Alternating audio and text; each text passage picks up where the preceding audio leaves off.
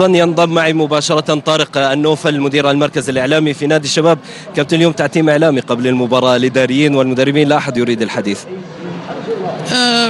أول شيء بسم الله الرحمن الرحيم، ما نعتبره تعتيم بقدر ما هذا سياسة نادي الشباب دائما، اللي هي يعني الإعلام، الأشياء اللي ممكن أنك تسربها الإعلام أو تظهر الإعلام ستظهر، الأشياء التي ليست من صالح الفريق لن تظهر. اليوم الشباب يصل إلى العاصمة أبو ظبي، تبدو الروح المعنوية عالية، تبدو الأمور طيبة، كيف تجدونها أنتم؟ جميل، وصلنا قبل أمس ونتقدم الشكر الجزيل للأخوة في نادي الجزيرة، هذا نادي أنا المفضل شخصيا.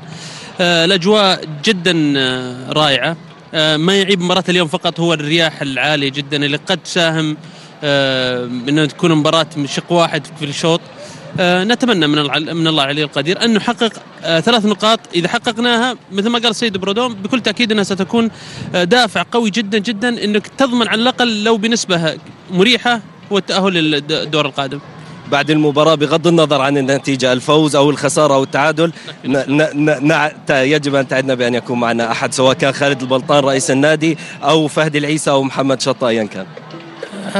شوف أنا أخوك، كل موجود في خدمة الشباب، سواء الأسماء اللي ذكرتهم كل لهم يعني كل له يعني كامل الصحيح يظهر أم لا.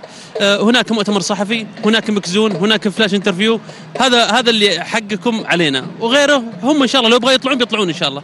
وهنا الجزيرة الرياضية دائما تعمل بما مصلحته الأندية بكل تأكيد. بكل تأكيد، ما قناة الجزيرة قناة محترفة وتعلم ما لها وما عليها، والله يوفقهم إن شاء الله أن تكون خير من ينقل هذه البطولة الغالية على جميع القارة.